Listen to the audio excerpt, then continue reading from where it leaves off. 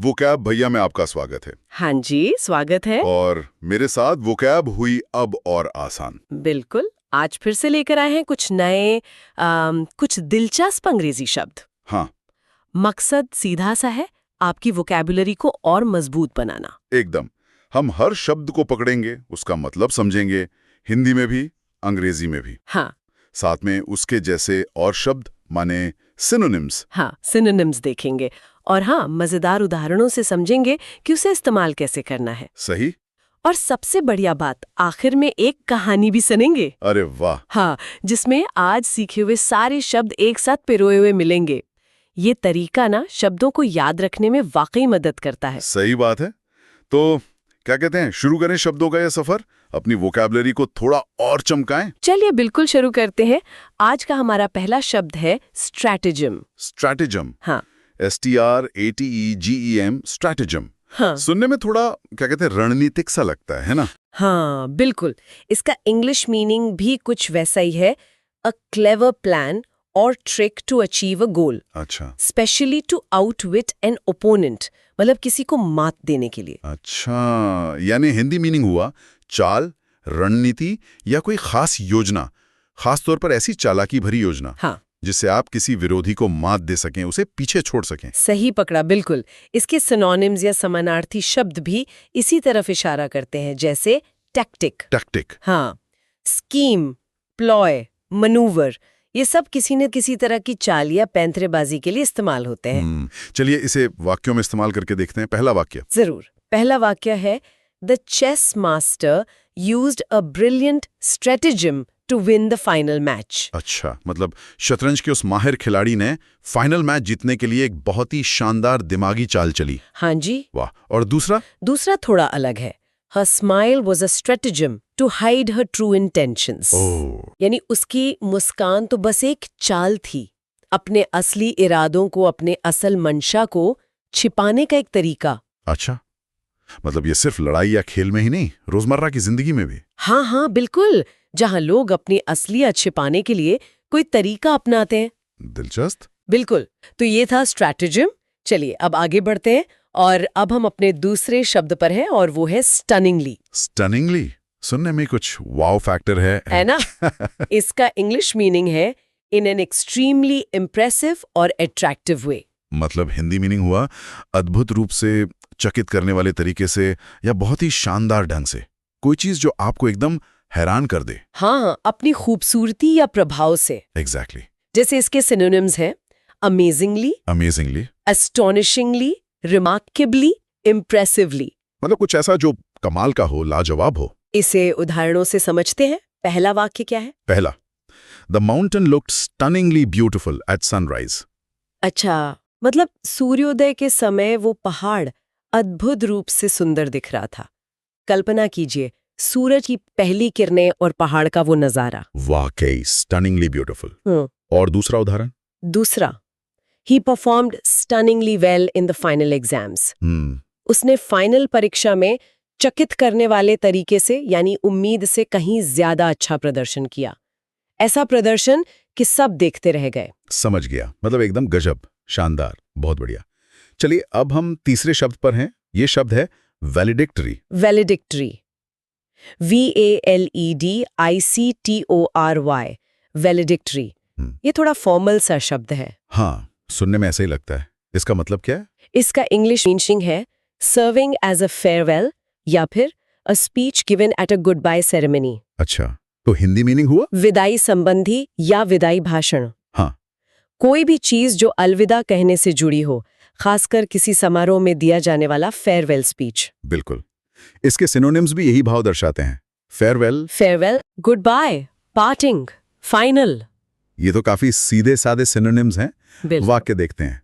पहला वाक्य, the principal delivered a touching valedictory speech at the graduation ceremony. अच्छा, principal ने ग्रेजुएशन समारोह में एक बहुत ही भावुक, दिल को छू लेने वाला विदाई भाषण दिया। हाँ, ऐसे भाषण अक्सर यादगार बन जाते हैं। बिल्कुल। और दूसरा वाक्य? दूसरा, her last email to the team had a warm valedictory tone. मतलब? टीम को जो उसने अपना आखिरी ईमेल भेजा, उसका लहजा या टोन बहुत स्नेह भरा, विदाई वाला था। मतलब अलविदा कहते हुए भी अपनेपन का एहसास। हाँ, स्कूल कॉलेज के फेयरवेल याद आ गए। वहां जरूर सुनने को मिलते हैं वैलेडिक्टरी भाषण। ये शब्द तो अब याद रहेगा। बढ़िया। तो चलिए अब हम चौथे शब्द पर हैं। ये शब्द है डिमिन्यूटिव। डिमिन्यूटिव, DIMINUTIVE, डिमिन्यूटिव। ये सुनने में छोटा सा लगता है। बिल्कुल सही अंदाजा। इसका इंग्लिश मीनिंग है एक्सट्रीमली स्मॉल इन साइज और स्टैचर, यानी हिंदी मीनिंग हुआ छोटा, सूक्ष्म या छोटे कद का। हाँ, कोई चीज जो आकार में बहुत छोटी हो। हाँ जी। इसके सिनोनिम्स भी यही बताते हैं। Tiny, tiny. पेटीट खासकर कद के लिए, मिनिएचर, स्मॉल। चलिए उदाहरण देखते हैं। पहला, despite his डिमिन्यूटिव figure he had a commanding presence. अपने छोटे कद के बावजूद उसका व्यक्तित्व बहुत प्रभावशाली था, उसमें एक रौब था। कद छोटा पर असर बड़ा। अच्छा उदाहरण है ना?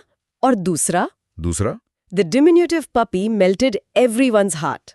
उस छोटे से पिल्ले ने अपनी क्यूटनेस से सबका दिल पिघला दिया। हाँ, छोटे पिल्ले होते ही इतने प्यारे हैं। बिल्कुल। डिमिन्यूटिव चीजें अक्सर प्यारी लगती हैं, जैसे छोटे खिलौने। हाँ, तो डिमिन्यूटिव यानी बहुत छोटा। चलिए अब हम पांचवें शब्द पर आ गए हैं। शब्द है फिगमेंट। Figment, FIGMENT, figment. ये थोड़ा अनोखा शब्द लग रहा है। हाँ, है थोड़ा अलग। इसका इंग्लिश मीनिंग है समथिंग इमेजिन्ड और इन्वेंटेड, नॉट रियल। ओ, तो हिंदी मीनिंग हुआ काल्पनिक विचार, मनगढ़ंत बात या कल्पना की उपज। हाँ, कोई ऐसी चीज जो असल में है ही नहीं, सिर्फ हमारी सोच या कल्पना में है। एकदम सही। जैसे कि इसके synonyms, fantasy, fantasy, imagination, illusion, fabrication, मतलब कोरी कल्पना, भ्रम या बनाई हुई कहानी। इसे वाक्यों में कैसे इस्तेमाल करेंगे? पहला वाक्य, the ghost he claimed to have seen was just a figment of his imagination. जिस भूत को देखने का उसने दावा किया वो असल में था ही नहीं, वो बस उसकी अपनी कल्पना की उपज थी, मन का वहम था। अच्छा, मतलब डरावनी कहानियों वाले भूत अक्सर फिगमेंट ही होते हैं। हाँ, कह सकते हैं। दूसरा वाक्य, हाँ, her fear of failure turned out to be a mere figment of her mind. उसे जो फेल होने का डर सता रहा था वो आखिर में सिर्फ उसके दिमाग की एक उपज निकला। अच्छा, मतलब असल में डरने जैसी कोई बात थी ही नहीं। हाँ बिल्कुल। हाँ, ये बहुत होता है। हम कई बार ऐसी चीजों की चिंता करते हैं जो सिर्फ हमारे दिमाग का फिगमेंट होती हैं। सही कहा, असलियत में उनका वजूद ही नहीं होता। चलिए अब छठे शब्द की ओर बढ़ते हैं। ये है लियर। लियर, LEER, लियर, ये कैसा शब्द है? सुनने में थोड़ा नकारात्मक सा। हाँ, अक्सर इसका इस्तेमाल नकारात्मक भाव में ही होता है। इंग्लिश मीनिंग है to look at someone in a sly, unpleasant और इविल वे।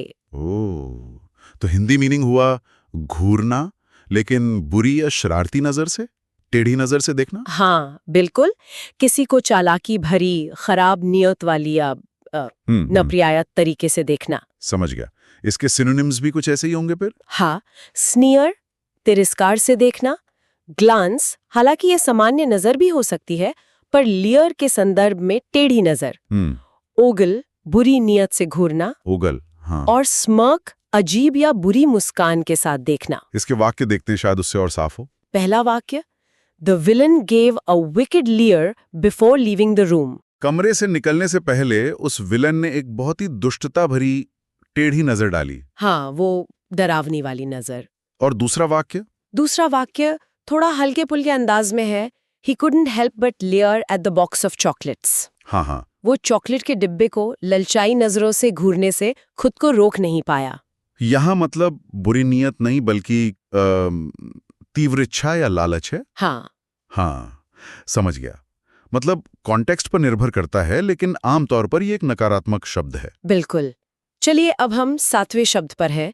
शब्द है ट्रूस। Truce, TRUCE, truce. ये शब्द सुना हुआ लगता है, लड़ाई झगड़े से जुड़ा है शायद। एकदम सही।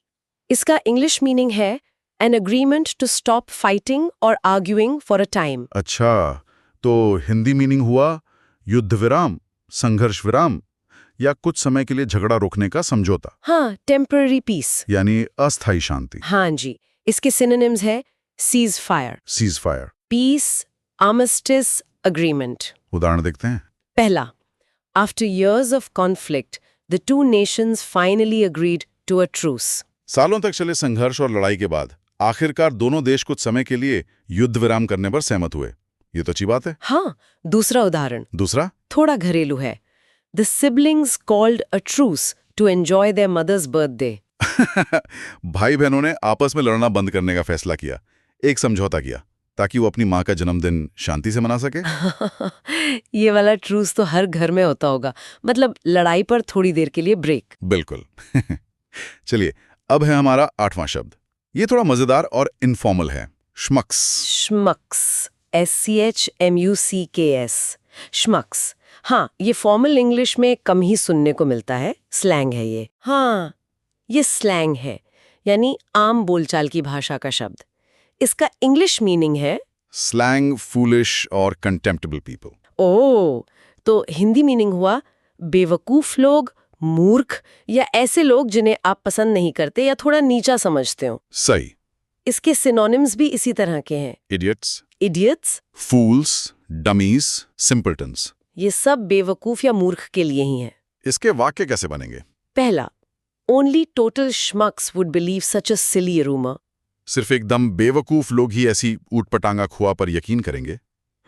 और दूसरा, हाँ, don't be one of those schmucks who waste opportunities. उन मूर्खों की तरह मत बनो जो अच्छे मौके हाथ से जाने देते हैं, उन्हें बर्बाद कर देते हैं। समझ गया।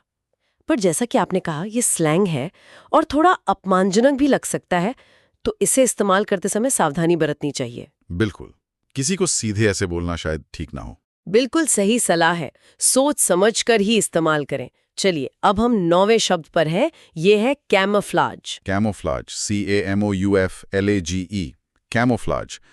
ये शब्द तो सुना है, आर्मी वगैरह से जुड़ा है। हाँ, अक्सर वही सुनने को मिलता है, पर इसका मतलब और भी गहरा है।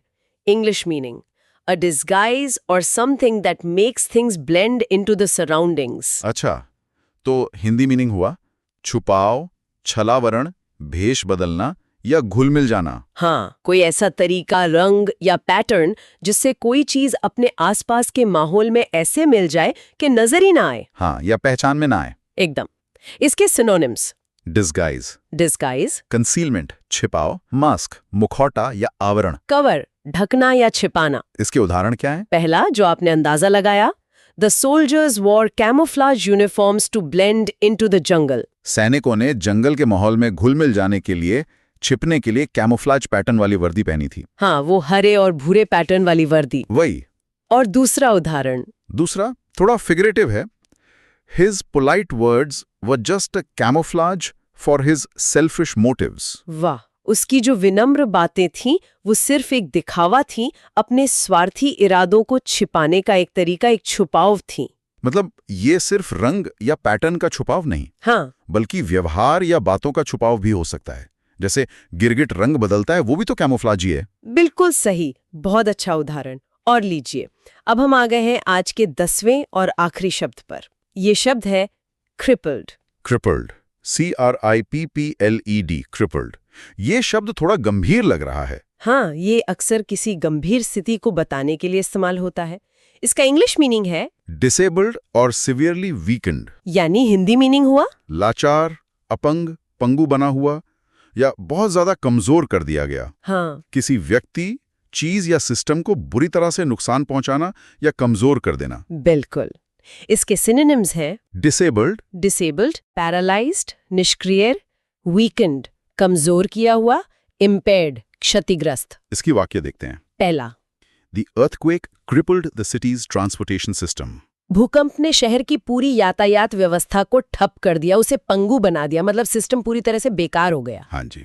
और दूसरा, हाँ, दूसरा भावनात्मक स्तर पर है। हाँ। After the accident he felt emotionally crippled for months. उस दुर्घटना के बाद वो महीनों तक भावनात्मक रूप से इतना टूटा हुआ या लाचार महसूस करता रहा कि सामान्य जीवन जीना मुश्किल हो गया। समझ गया। तो ये शारीरिक अक्षमता के साथ साथ हाँ, किसी व्यवस्था या भावनात्मक स्थिति के बुरी तरह प्रभावित होने के लिए भी इस्तेमाल होता है। बिल्कुल। काफी असरदार शब्द है। बिल्कुल। तो ये थे हमारे आज के 10 शब्द। Stratagem, stunningly, valedictory, diminutive, figment, layer, truce, schmucks, camouflage और क्रिपल्ड। वाह, काफी मजेदार और काम के शब्द सीखे आज हमने। अब बारी है उस कहानी की जिसका हम इंतजार कर रहे थे। सुनाइए, कैसे इन शब्दों को एक कहानी में पिरोया है। हाँ जी, तो कहानी है मेरिडिल शहर की। एक ऐसा शहर जहां कंपटीशन बहुत था। अच्छा। खास तौर पर दो न्यूज एजेंसियों के बीच तो जैसे जंग छिड़ी हुई थी। हफ्तों से एक दूसरे को नीचा दिखाने के लिए दोनों बड़ी चालाक स्ट्रैटेजम मतलब चालें चल रहे थे। कभी कोई झूठी खबर उड़ा देता तो कभी कोई दूसरे के रिपोर्टर को खरीदने की कोशिश करता। माहौल बड़ा तनावपूर्ण था। अच्छा, खबरों की दुनिया की लड़ाई। फिर उसी एक एजेंसी में रोहन नाम का एक इंटर्न था। कद में बेचारा थोड़ा डिम्यूनिटिव मतलब छोटा था, पर दिमाग तेज था। अच्छा। वो शहर में उड़ने वाली अफवाहों पर ध्यान नहीं देता था और उन श्मक्स यानी बेवकूफों से दूर रहता था जो बिना सोचे समझे हर खबर पर यकीन कर लेते थे। समझदार लड़का। वो कहता था, भाई अपना दिमाग इस्तेमाल करो, हर चमकती चीज सोना नहीं होती। सही बात है, आजकल तो ये बहुत जरूरी है। बिल्कुल। खैर, एक शाम अचानक खबर आई कि दोनों एजेंसियों ने आपसी लड़ाई खत्म करके ट्रूस मतलब समझौता कर लिया है। अरे, सब हैरान हुए होंगे। हाँ बिल्कुल। फैसला हुआ कि एक बड़ी पार्टी रखी जाएगी। कहा गया कि एडिटर साहब एक भावुक वैलिडिक्टरी भाषण देंगे। विदाई भाषण। हाँ, जिसमें वो पुरानी कड़वाहट भुलाकर साथ काम करने की बात करेंगे। पार्टी के लिए हॉल को स्टनिंगली सजाया गया था। लाइट्स, म्यूजिक, खाना पीना सब टॉप क्लास। वाह, माहौल एकदम बदल गया होगा।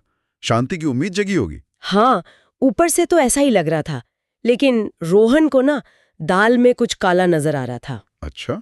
उसे लगा कि ये दोस्ती, ये ट्रूस, कहीं ये सब सिर्फ एक कैमोफ्लाज, एक छुपाव तो नहीं है? कहीं ये तूफान से पहले की शांति तो नहीं? उसके शक में दम था। बिल्कुल। पार्टी चल रही थी, एडिटर साहब स्टेज पर भाषण देने जा ही रहे थे कि रोहन की नजर प्रतिद्वंद्वी एजेंसी के एक सीनियर रिपोर्टर पर पड़ी। फिर वो रिपोर्टर एडिटर साहब को देखकर एक अजीब सी लेयर दे रहा था।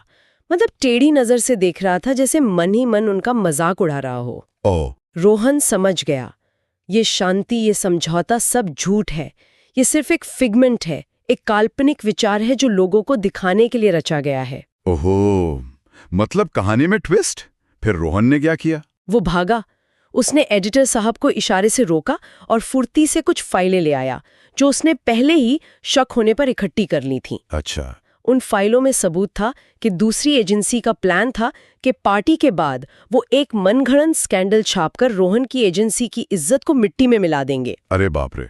उनकी विश्वसनीयता को पूरी तरह क्रिपल कर देंगे ताकि वो मैदान से ही बाहर हो जाएं। ये तो बहुत बड़ी साजिश थी। हाँ, लेकिन रोहन ने टाइम पर भंडाफोड़ कर दिया।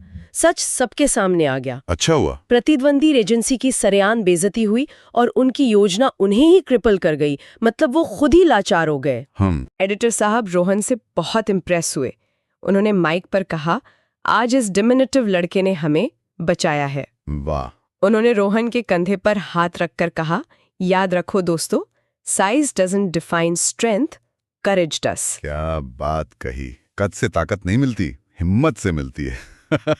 एकदम हीरो बन गया रोहन तो। हाँ, उस रात मेरिडिल ने सिर्फ एक झूठे ट्रूस का अंत नहीं देखा, बल्कि सच्चाई की जीत का जश्न मनाया। और सबने सीखा कि किसी के बाहरी कैमोफ्लाज पर मत जाओ, असली चीज तो अंदर की नियत और हिम्मत होती है। मजा आ गया। कहानी भी शानदार और उसमें छिपे संदेश भी। और वो एडिटर साहब का dialogue, size doesn't define strength, courage does, ये तो एकदम मोटिवेशनल कोट हो गया। सच में कभी अपनी हिम्मत को कम नहीं आंकना चाहिए। बिल्कुल। और जब इतनी हिम्मत और समझदारी की बात हो ही रही है तो एक छोटा सा मजाक भी हो जाए। हाँ, क्यों नहीं, लाइए। टीचर, बताओ सबसे बड़ा समुद्र कौन सा है? स्टूडेंट। जी, मेरे पापा। हाँ? टीचर, तुम्हारे पापा? हाँ। वो कैसे? जी, मम्मी रोज कहती हैं, पता नहीं इतना समुंदर भर का गुस्सा कहाँ से लाते हो। ये बढ़िया था। बच्चों की अपनी ही दुनिया है।